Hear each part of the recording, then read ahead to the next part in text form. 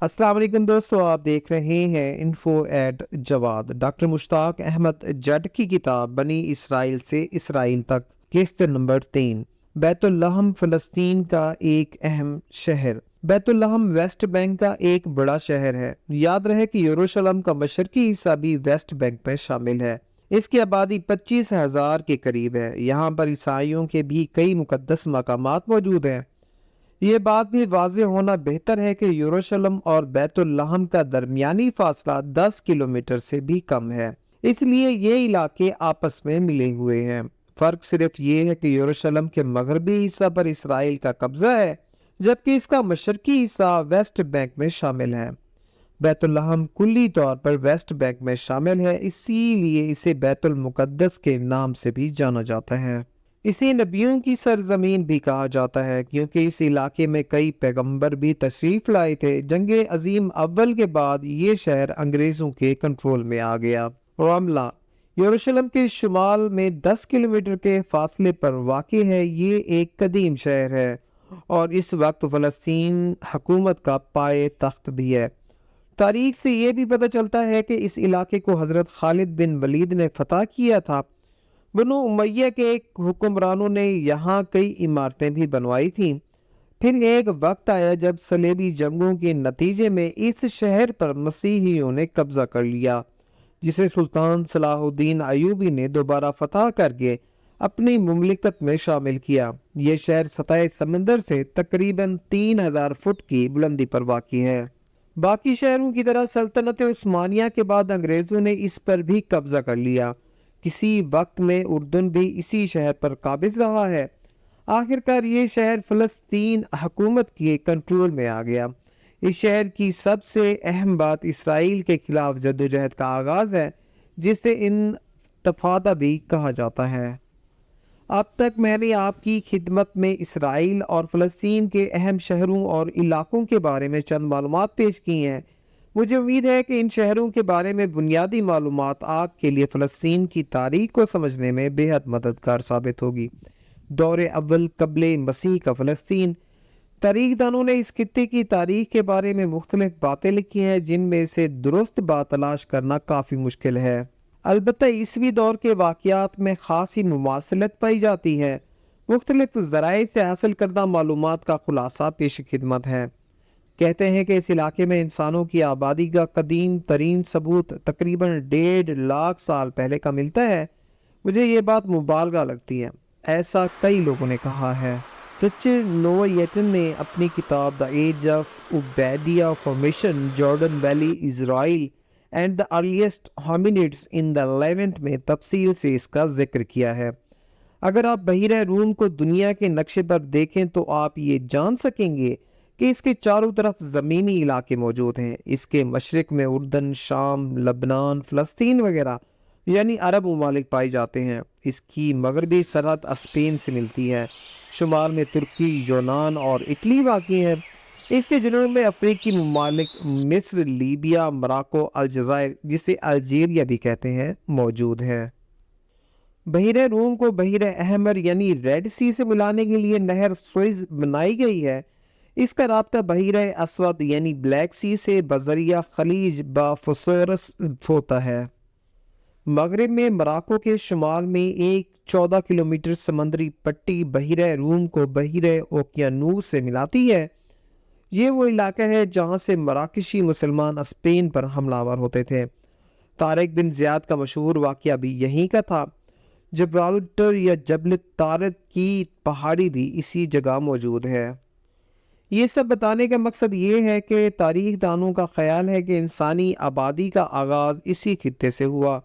زیادہ تر لوگوں کا اس بات پر اتفاق ہے کہ اس کا مشرقی ساحل جو عرب سے ملتا ہے اور جنوبی ساحل جو مصر سے ملتا ہے کہ علاقے میں 2000 قبل مسیح انسان آباد ہوئے تھے، جن میں اکثریت نے افریقہ سے نقل مکانی کی۔ ہندوستان سے متعلق بھی لوگوں کا یہی خیال ہے کہ آریاؤں سے بھی پہلے لوگ افریقہ سے اس خطے میں آئے تھے۔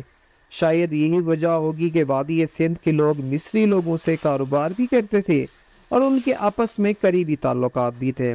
اسی خطے میں کئی قابل ذکر ریاستیں بھی موجود تھیں، جس کی وجہ سے یہ ہے کہ اسی خطے سے یہودی اور عیسائی مذہب نے جنم لیا تھا۔ 2000 قبل مسیح میں اس علاقے میں سامریہ شہر کا ذکر ملتا ہے جو سامریہ خاندان کا دارالحکومت مانا جاتا ہے۔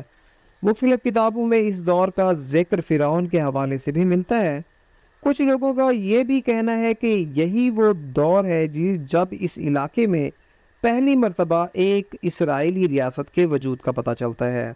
اسی وجہ سے جب یہودیوں کو دوبارہ ریاست بنانے کا موقع ملا تو انہوں نے نئی ریاست کا نام بھی اسرائیل ہی رکھا۔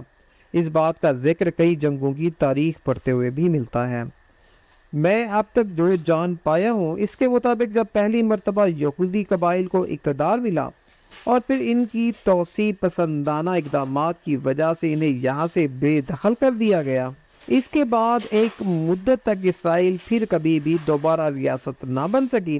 اس بات کا تفصیلی ذکر یہودیوں سے متعلق لکھی گئی اس تحریر سے ہوتا ہے جو دا LMLK ریسرچ ویب سائٹ پر اس نام سے موجود ہے۔ آثار قدیمہ کے ماہرین کے مطابق اسرائیل سلطنت ایک خوشحال ریاست تھی۔ اس دور میں قابل ذکر شہری ترقی بھی دیکھی گئی۔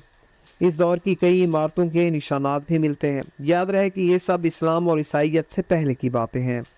ہم تاریخ میں اکثر بابل کے باغات اور اس دور کی حکومت کا ذکر پڑھتے ہیں۔ اسے انگریزی میں بیبلون کے نام سے یاد کیا جاتا ہے اور اردو میں ہم اسے بابل لکھتے ہیں۔ اسی نام کا ایک شہر قدیم بابل کی سلطنت کا دارالحکومت تھا۔ یہ علاقہ موجودہ بغداد کے قریب ہی واقع تھا۔ یہ اسی دور کی بات ہے جب میسوپوٹیمیا کی ریاست کا ذکر ملتا ہے۔ ان دونوں ریاستوں کی آپسی کشمکش کا ذکر بھی کیا جاتا ہے۔ اس بات کا ذکر کرنا اسی لیے ضروری ہے کہ پہلی مرتبہ یہودا لفظ کا تصور اسی ریاست کی وجہ سے سامنے آتا ہے۔ بابل کی ریاست کے دوسرے دور یعنی 6 صدی قبل مسیح میں یہودا بابل ریاست کا ایک شہر تھا۔ جیسے ہی بابل ریاست کا خاتمہ ہوا اس شہر کا کام بھی تمام ہو گیا۔ مختلف لوگوں نے اس بات کی تحقیق کی ہے کہ لفظ یہودی کہاں سے آیا۔ جو میں جان سکا ہوں اس لفظ کے مطابق یہودی انگریزی میں جیو کا ذکر بائبل کے عبرانی لفظ یہودا ہی سے نکلا ہے جس کا مطلب یہودا بادشاہ ہے۔ اس کا ایک مطلب ایک خدا کا پرستار بھی ہے۔ کچھ تاریخ دانوں کا یہ بھی کہنا ہے کہ عبرانی بائبل میں یہودا ایک مذہبی رہنما کے چوتھے بیٹے کا نام تھا۔ جلاوطنی کے دوران ایک قبیلے کا نام بھی یہودا رکھا گیا۔ اسی قبیلے نے کنعان کی سرزمین پر آباد کاری کی۔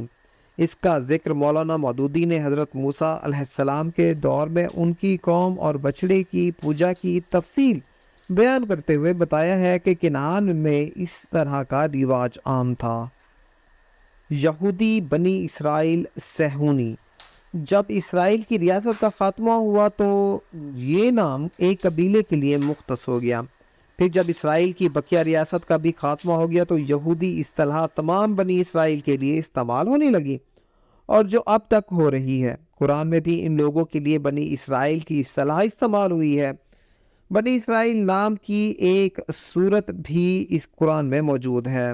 سورہ بقرہ کی آیت نمبر 62 میں لفظ ہادو بھی استعمال ہوا ہے جس کا ترجمہ مولانا مودودی سمیت سب نے یہودی کیا ہے۔